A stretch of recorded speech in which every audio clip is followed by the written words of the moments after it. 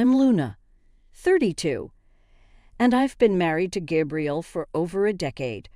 We have 2 children, Ellie, who is 10, and Caleb, who is 6. Our marriage has always been smooth sailing. My spouse provides for our family while I focus on our children and our home. I understand that this is a conventional lifestyle that is not for everyone, but my spouse has always been a traditionalist, which I don't mind. My spouse lost his job early this year. He never went into detail about what happened, but he's been moodier since then. He's become more selfish and irritable, and he's lashed out at the kids and me several times over little matters. Paisley, my mother-in-law, moved in a few months into his unemployment to be there for her precious boy during an emotionally tough period for him. However, she's made my life a miserable nightmare ever since. She criticizes everything I do, from the food I prepare to my children. Nothing is ever good enough for her beloved boy, and less than is done the way she wants it. She insists on preparing separate meals for herself and my husband and refuses to eat whatever I provide. The house is always too dirty for her, and our children are constantly too rambunctious. I never imagined a woman could despise her grandchildren until I saw Paisley's treatment of my children firsthand. My husband has been tough to reach during this ordeal. When I bring up how his mother continues to degrade me in our own home, he said she's only looking out for him and wants what's best for him. When I inquired whether he meant I wasn't good enough for him in his and his mother's opinion, he simply avoided the topic. Regarding Paisley, nothing can be said. He is an absolute mama's boy who will bend over backwards to satisfy her, ignoring his family in the process. Regarding him, I am speechless and unsure of how to sustain this marriage. Paisley's presence in our home has exacerbated my husband's temperament. He's not only impatient and volatile anymore, but also entitled.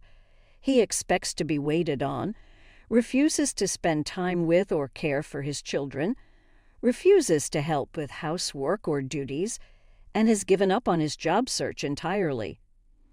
Paisley does his laundry, prepares his meals and snacks, and even makes his bed. We've been sleeping in different rooms. He has reverted to adolescence, and sharing this house with them is exasperating. Paisley recently contacted me while I was preparing lunch for my children who had just returned home from school. I was stunned when she asked why I couldn't find work to pick up the slack and increase our family's income. I hadn't worked in a decade and had given up my ideal job due to my husband's desire to establish a traditional family. And now this, I turned to her and asked if my husband would look after the kids and clean the house while I went to work. She laughed right in my face. She said that the wife is responsible for the children and the home, while the man is just responsible for the finances. Okay, fine. If that was the case, I asked her who she believed paid the rent and bills at the house she'd been residing in for free for the past few months, because I've been covering most household expenses with income from dividend shares in my family's business since the beginning. She stormed out of the room, and later that night, my husband chastised me for disrespecting his mother in such a way. I questioned him about why he never stood up for me when he was clearly disrespecting me, but he replied that it's not the same. I asked him if he planned to acquire a job soon and how long his mother would stay with us. He assured me that neither of those things were his concern and that she might remain as long as she wanted, and he would extend his leave of absence from work since his mental health required it. I said all right as long as they didn't bother me in any manner. I'm proud of myself for standing up to them in this manner. However, something appears to have shifted in our household since then. Both of them have become more distant from me and our children. My husband behaves less like a father and more like a stranger who happens to share a house with a couple of strangers. My children are unhappy and are attempting to participate in more extracurricular activities because they feel unwelcome in their own house. My mother-in-law and husband are frequently heard conversing in hushed tones, and every time I walk in, they come to an abrupt halt. My husband has begun leaving the house more frequently, sometimes for hours, if not days. He'll sometimes be gone all night, and I'll see him return when I'm making breakfast. When I inquire where he's gone, he says it's none of my concern.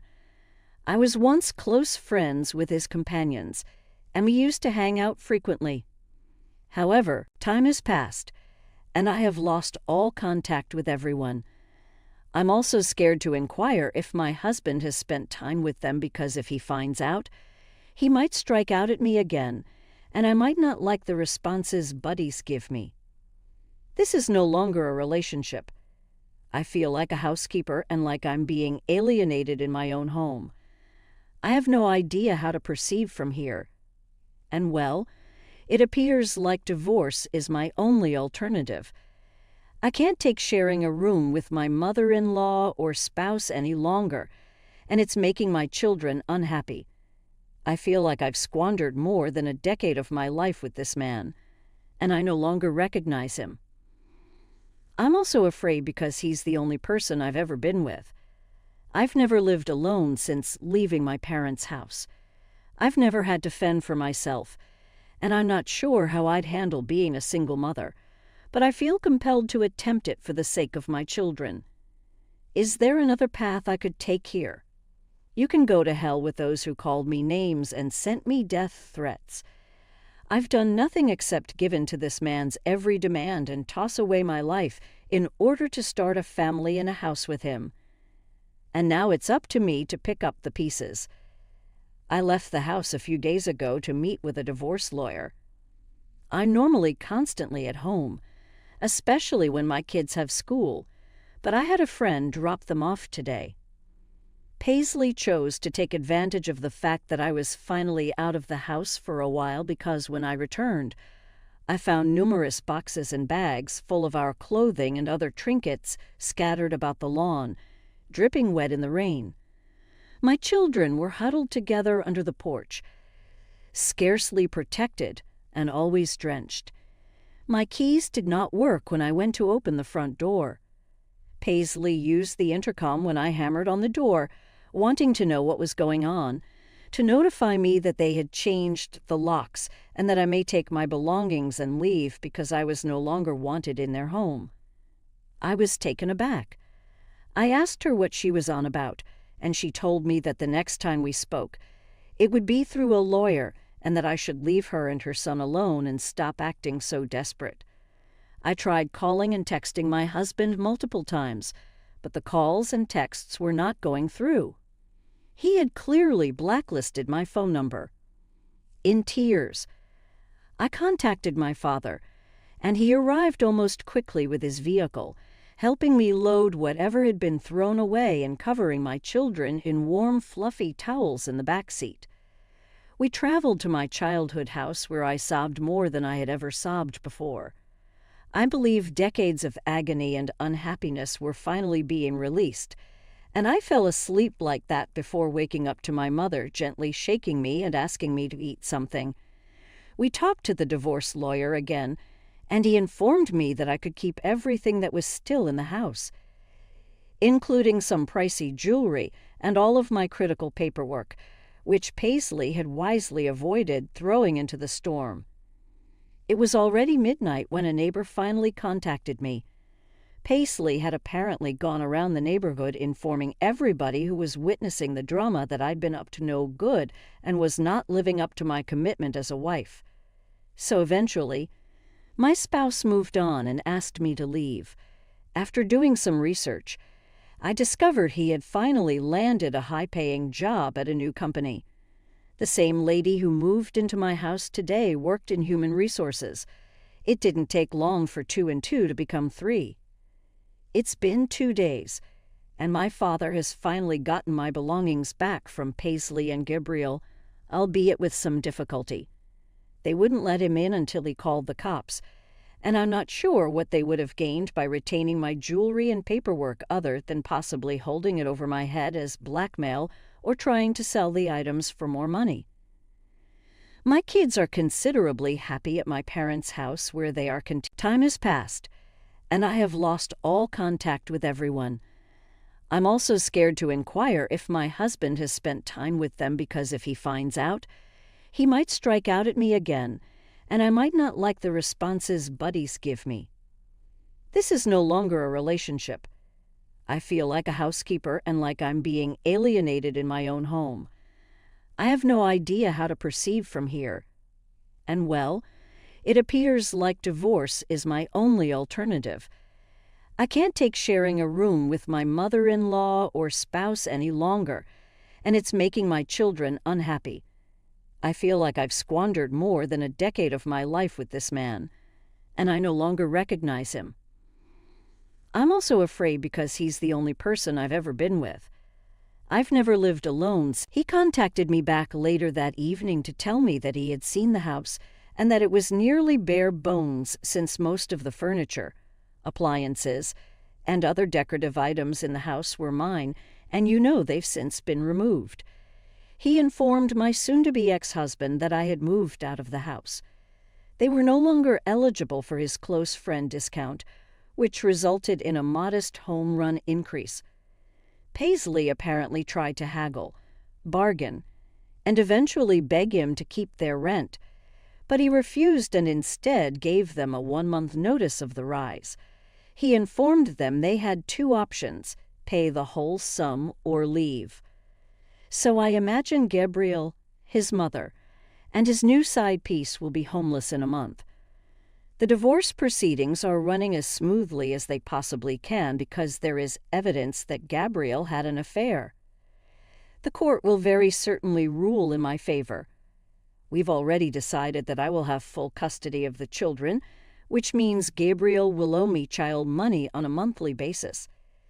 We'll also try to milk him for all he's worth in terms of alimony. I'm not ashamed to admit that I'm doing this solely for spite after everything he's put me through. My kids are doing well in my parents' house. They found friends in the neighborhood and spend their evenings outside playing video games with the other kids and arriving home flushed, weary, and alive. I've never seen kids happier, and it further reinforces my belief that this is the best decision I could have made. I've also begun to indulge in pastimes that I had to give up a long time ago. I enjoy painting and baking, and I'm considering becoming a more active member of the family business. I've asked my father to mentor me so that we may retire happily and I can carry on the business that he's always wanted to start. Overall, things are improving. I'm happier and more at ease than I've been in years. Yet I miss the company and the good times. But it's easy to remind myself that the wonderful days have passed and haven't been seen in a long time. I think the most important thing right now is to look ahead, and I'm still young with so many more fresh starts, new relationships, and chances ahead of me. It's been a few months since Gabriel and Paisley couldn't afford the rent on our house and had to downgrade to a small 2-bedroom apartment in a somewhat dodgy section of town. According to what I've heard, he seemed profoundly upset whenever I interacted with him during the divorce proceedings with our lawyers present. I believe he recognized that forcing me out of my house wasn't going to solve his problems.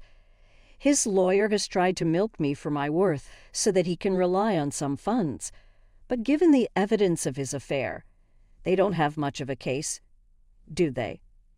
In other news, I've been much more involved in my family's business, and I've recently discovered that the company we've been in talks with for months is the same corporation that employs Gabriel and his side piece. When my father found out, he accelerated the purchase. As of last week, we own the business. You can probably imagine what happens next, but we'll take our time and perform a thorough investigation before taking any severe action. My children occasionally inquire about their father, but they have never had a pleasant impression of him. The questions are more about whether he is still a grouchy Scary old man in their words, and less about whether he will return to our lives. They admire my parents and enjoy their company, and they have told me that they prefer Granny to the other bad witch Packley. I wish kids hadn't been exposed to such terrible and unpleasant influences at such a young age, but I hope I was able to get them out in time and that it didn't harm them in the long term. I'm still surprised at how readily Gabriel agreed to give me full custody of our children. It appears that he never desired or was interested in them, and I'm sad they had to spend so many years with someone who may have made them feel unwanted. But as I already stated, the only thing we can do now is look forward.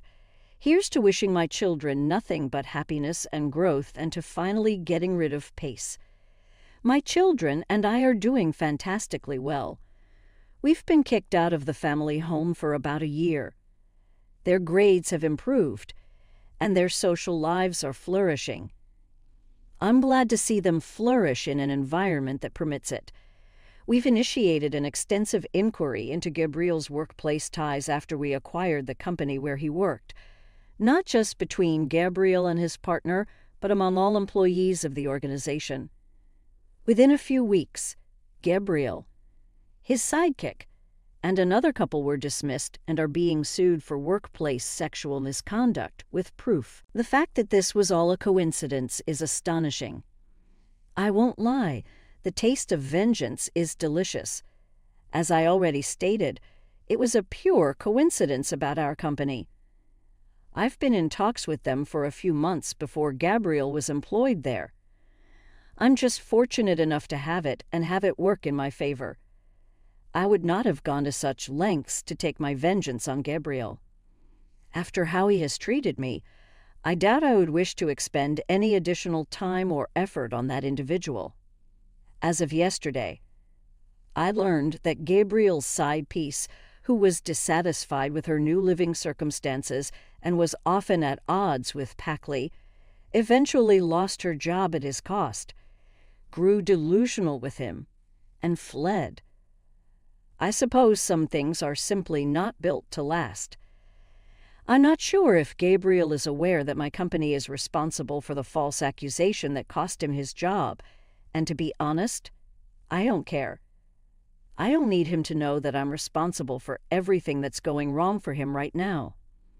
I'm just relieved that I'm no longer in his life. Are you going down with him? In addition, I contacted my prior landlord, who informed me that our old family house was now for sale because of sentimental reasons. We're thinking about buying the house because my kids grew up there and loved it. It would be a significant step, but it would also be permanent. I've frequently brought my kids to my parents' house so they could still hang out with their friends in the evenings while receiving spoils from their grandparents when they required it. We'll see how things proceed. It simply needs a little more thought, but it's definitely something we're considering. I received a call from Gabriel a few weeks ago, which confused me because we've been interacting only through our lawyers for the previous year. And now that our divorce has been finalized, there is nothing more for us to discuss. Despite the fact that his alimony and child support are still pending, he wanted to meet with me because he missed me and wanted me back. I laughed at him and wondered if he was going to run out of money, and he did. His mother had grown tired of coddling him and recognized that if she continued to attend to him hand and foot, he would never be able to stand on his own. Something I've been trying to tell her for a long time but was yelled off for. She departed and returned to her own home, leaving Gabriel to fend for himself. With her gone, he realized he had spent the previous decade completely reliant on me and could hardly manage to do his laundry. I believe he was looking for an easy way out by asking me to return. Perhaps he hoped I still loved him and wanted our family back together enough to drop everything to go save him. Perhaps he thought he still had power over me. Whatever he had hoped for was not present, and I informed him that we were divorced and would remain so.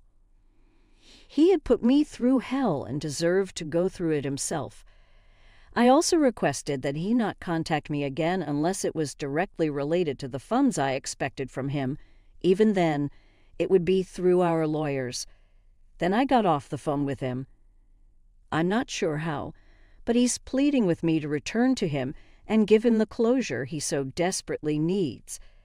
It was a sudden realization of how far I'd come in the last year without him, and I sobbed because I'm so proud of myself and how I was able to get back on my feet. My children and I have returned to the house from which we were evicted. It is ours. We redecorated it collectively, and the kids got to design their own room. It's been a lot of fun painting the walls and everything. We've also adopted a puppy named Levi, which we couldn't do when their father was around because he detested animals. The kids adore Levi and do everything they can to look after him. They walk him, feed him, and even attempt to teach him tricks. I'm closer to my parents than I've ever been. I believe Gabriel isolated me from them and my friends for a long period of time without my knowledge. I've gradually rebuilt my social circle, and I'm now out practically every weekend, seeing old and new friends. I get to attend my children's school events as well as their extracurricular activities. I'm happier and more fulfilled than I've been in years, as I watched them compete in sports and plays. I've even gone on a couple of dates and felt so confident, proud, and most importantly, young. I'm not sure how or when I let Gabriel take so much from me, but I'm slowly regaining it all one day at a time. I'm grateful that I can take the first stab at anyone reading this who is in a bad marriage and striving to leave. I promise it will be worthwhile. I mean, really. Purchasing the company and firing both your ex and his mistress. It doesn't get any better than that in my opinion. Today's karma. Thanks for watching. Please like, subscribe, and share.